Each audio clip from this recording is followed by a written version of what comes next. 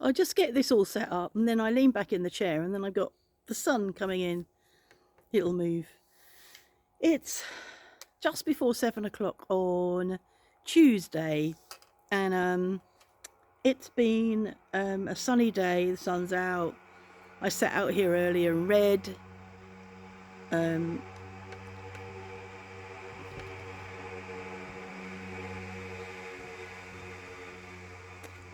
and I got too hot, fell asleep. It makes me sleepy when I read. So I got too hot. I'm reading, and I probably mentioned it before, I'm reading Miranda Hart, who is not somebody that I watch much or have watched on TV. To be honest, I found her quite irritating. And if you overlook her part of the way she writes, because she writes how she talks, so there's a lot of the stuff that she'll use in her comedy. If you overlook that, there's some interesting stuff in her book called I Haven't Been Entirely Honest or Completely Honest or something like that. It's really quite interesting about her long um, chronic fatigue, um, and various other autoimmune illnesses, and managing to go back and discover that when she was quite young, she had Lyme disease, undetected, undiagnosed, and that will have been the precursor to what's happened to her since. So it's quite interesting. I'm about just over halfway through, but I recommended it. I've just recommended it to my daughter because I can see some parallels. She talks about not liking being in nightclubs when she was younger, and Joe would faint sometimes in those situations. I can remember when they used to have like a disco back in the mid 80s in the local, what do you call them? The local recreation centre in the town, and she'd faint. Great big group of people, I just get overstimulated and faint. So it's not, she's not alone in that. So I've recommended it to her. Vicky's been here today cleaning, and what I like about Vicky is if I don't give her, I mean, there's always the regular stuff to do, but we sat yesterday, Mark saying, I don't think we make it dirty enough for her um, in between her coming, which this time we haven't. It doesn't look dirty, really that dirty at all. I mean, there's the obvious things like toilets and kitchen floor and, toilet floor and everything, but the lounge didn't look that bad, really. Um, so she found herself stuff that she felt needed doing, which I'm quite happy with. Gradually, pulling stuff off shelves and cleaning shelves in the kitchen and things like that. So she's here, and she was going to be here with her husband on Sunday, and they're going to remove the final pieces of furniture from the bunker. Now, Mark's done a great job pulling stuff about over the last few days. He's gradually been moving stuff. The lounge doesn't look as bad as I thought it was going to be. I thought it was going to be overwhelmed by dirty, dusty World War II models, and actually it isn't. He's got a shelf-it unit in there against the double doors by the dining table. He's got stuff on the dresser, but the dining table at the moment is empty. I think there might be some stuff on it in the end, but he needs to leave half of it free because he needs to have somewhere where he can sit during the next 3 weeks, because it's probably going to take at least 3 weeks for the job to be done, because there is a floor so there's a carpet to come up, horrible grey carpet, and in France they glue carpets down, so they're never easy to get up. So there's a carpet to come up, then the floor needs to be levelled, and we won't be able to go in there during that time, and we need to close the cat flap and work out what we're going to do with the cat. And I'm going to have to walk out the kitchen door and round to the other door to get into the freezer or the food in the utility room. So yeah, he's going to be out of there for 3 weeks and have the floor done, the wallpaper taken off, and I don't know how that wallpaper is going to be. I can remember years ago, Karen removed the wallpaper in the kitchen, and in the doorways, in the door reveal, there was foil backed wallpaper, and it took her forever to get it off. It was awful. I've got a feeling it might be the same in his bunker. So that's not going to be easy. So that's all got to come off. And then that's going to be, the walls are going to be repainted. And then Mark wants tiles on the floor, but he's not chosen the tiles. He knows what sort of tiles he wants. But Duncan said, don't choose them without me being a party to that, so that we know what to buy, how many to buy. That sounds really annoying now. Don't move. That's a bit better. So yeah, tiled floor, painted walls. I think he wants to put spotlights up. And then Mark wants some fitted shelving in there, but hasn't quite decided how he wants that. So that's to be decided.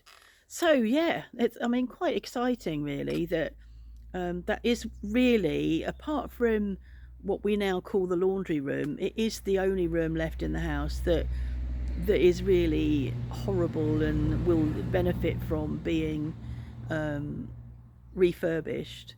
The laundry room is a lot better than it was, having had the bath taken out and washing machine plumbed in, tumble dryer in there, and a worktop. But it is still really shabby. And for those of you back however long ago it was, which is now possibly 2 years ago, if not 3 years ago, 2 years ago in April, May. Don't remember that. The wallpaper is still as it was then, which is peeling above where the shower used to be, because it doesn't matter, it's just a room. One day we'll get around to making it look a bit better, but it's just a laundry room. It's not, we're not worried about that. So that's that. I did succumb to Joe's cold. Probably Friday started to get it. I went to art, only managed an hour at art, only managed 50 minutes at art, and ran out of steam after 50 minutes. And just, I'm getting really, really fed up with not being able to do that. But I need to find another way to deal with that. And that's what I'm learning from the Amanada Hart book, is that I need to let go, surrender, and not be so frustrated about my limitations, and look at what I can do. So I'm going to have to do that, because it seems that every time I go to art, after an hour, I need to come away. I think I just feel bad because it means Mark has to come away. And I just feel bad that he would sit there and do 2 hours, and it's an enjoyable social space, but I can't manage it for longer than an hour. And there isn't another way around it, because I wouldn't be able to drive there, drive myself home, and then drive back and get him. It's like I wouldn't be able to do that either. So yeah, there isn't a way around it really, unless we got somebody to give him a lift home, and I wouldn't want that, because that, yeah, I wouldn't want to do that, because when I come home, I want to, oh, I don't know, whatever. But I need to find a way to accept this is the way it is, and surrender to that, and not beat myself up, because that's what I'm doing. And if you read her book, and I know it sounds a bit self-helpy, but if you read her book, and she's looked at lots of different people, lots of different researches, and lots of, whatever, the beating ourselves up, and the frustration, and the constant negative stuff is just feeding our illness. It's feeding stuff rather than making new neural pathways. And that's what I need to do. So that is what I'm doing at the moment, is thinking about how I can making new neural pathways, so that I'm not a negative person by my default is not negative, but when it comes to illness and pain and all of that, it's a very negative area. And I hope that I can find a way to move away from that, and have a different way of dealing with the pain. And I think I will. So yeah, I succumbed to Joe's cold, and that comes and goes, which is a bit frustrating. But the first day was like not very pleasant, and because I'm on steroids and my immune system is apparently suppressed, if I do get something, I normally get it quite badly, and it began to feel like I was going to get it badly, but actually I haven't. I, have a bit of a throat now and again, bit of a sort of dodgy throat, a bit snotty at times, but it's not too bad. So I'm quite pleased about that. I have cancelled a couple of things. I was meant to have. I'd made a doctor's appointment because I've got to have all these tests before I get to change to biologic. So I'm meant to have a Heath test or the equivalent of a Heath test. I've got it in the fridge ready for my doctor to execute it, whatever. And I had an appointment booked for Friday, but because I didn't know what was going to happen with this cold, and it still could come and go, because she's still struggling. 3 weeks on, 2.5 weeks on, I thought I'd cancel that, so I've postponed it until a week Friday. Yeah, so yeah, there's that. I think that's it really. I've been watching on YouTube, One Born Every Minute. They're old ones. I just love giving birth, babies, seeing babies being born, all of that. When I did my nurse training, my intention was to be a midwife. So back then you had to do your 3 years training, and then you did another 18 months training on top of that to become a midwife. And that was my intention. And then halfway through my 3 years, I decided I wanted to do psychiatry. So, back then I was doing something called Project 2000, which actually was a very crap training. And I think for me, the only way I got through it as well as I did was because I'd done quite a bit of auxiliary nursing in the 80s, so I had a lot of stuff under my belt anyway. But back then, so you had to choose. So you did general for 80. It's a 3-year course, and you did general for 18 months, and then you had to choose whether to stay as an adult nursing, move to child nursing, or move to mental health nursing. And I moved to mental health nursing, so didn't ever move to midwifery, because I loved what I was doing. I loved doing the mental health nursing, and all that I did after that. So, but yeah, I would have loved to have been a midwife. So I've been watching One Born Every Minute. And some of the fathers, I want to just get hold of them and shake them.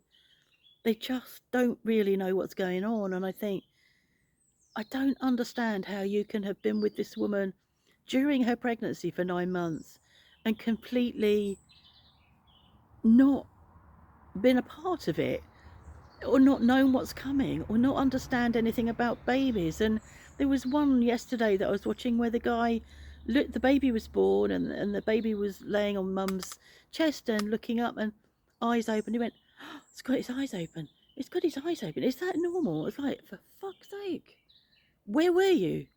Where, and the difference in them, he was pretty dim and she was pretty intelligent. I thought, I don't know how long that's going to last, because honestly, he was more of a hindrance. It was more like having another child with her. I find that a lot, the men there. And I know part of that is their defense mechanism. I know part of that is because they're really out of their comfort zone, and they're not, and they're so used to being defended and big and tough and whatever, that they have to put on, they don't, it's not a conscious thing, and I know that. I'm not very patient with them though, but they're just like, oh, for God's sake, be involved, communicate, have it, see what's happening, be compassionate, show some compassion, show some care, instead of playing on your phone or doing a puzzle or eating food in front of the woman that can't eat because she might end up having to have a cesarean. What the fuck? Anyway, yeah, so that's what's going on here. Chickens are fine, Ida's fine, Jazz is fine, we're fine, and it's intriguing. It's nice having the bunker coming up, and that going to be happening. That's quite a big thing. But actually, this time last year and this time the year before last, we were heading towards his knee surgery, and sort of several weeks or months of rehabilitation. And it's really weird to be reaching this point in the year and not having that looming. So actually the bunker is pretty lightweight considering, because there won't be any rehab afterwards. It'll be enjoyable for him to put it all back together again and put stuff back in there. And um, he said he's going to dust his models when he puts them back, because you're not allowed to touch them. And he was cleaning the shelves, brought the shelf unit through, and before he brought the models through to put on there, he dusted off and took off the cobwebs. And I said, they must be at least 10 years old, but I think they're probably about 13 years old, the cobwebs, the dust on there, 13 years old, because it never gets touched. So it's going to be a bit of a shock. It's going to be a very clean room for a while, and easy to clean because it's going to be tiles rather than carpet. And part of the idea of having tiles is, apart from the fact that it's just a really horrible carpet that's stretched, really stretched under where the wheels of his office chair go. When he is making his models and he loses a tiny, tiny piece of grey plastic, it just disappears into the grey carpet. So the idea is that it won't do that, but I think what's going to happen is just going to bounce on the tiles. So I don't think that's going to improve at all. He ought to have one of those jewelers that are working with gold and precious metals have a special apron that hooks onto the table in front of them. So there's a hammock in front of them. So anything that falls off the table drops into the hammock. He could do with one of those.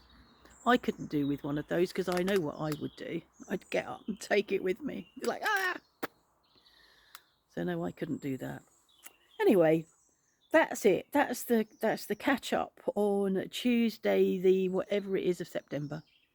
And I'll see you again whenever there's something to talk about that isn't. There is stuff to talk about, I know. I have watched. I am seeing what's going on over there. I really am seeing what's going on over there. And at the moment, I'm not ready to talk about it, have a go about it, have a rant about it. I might do sometime, but not right now. Okay, thanks for watching. See you next time.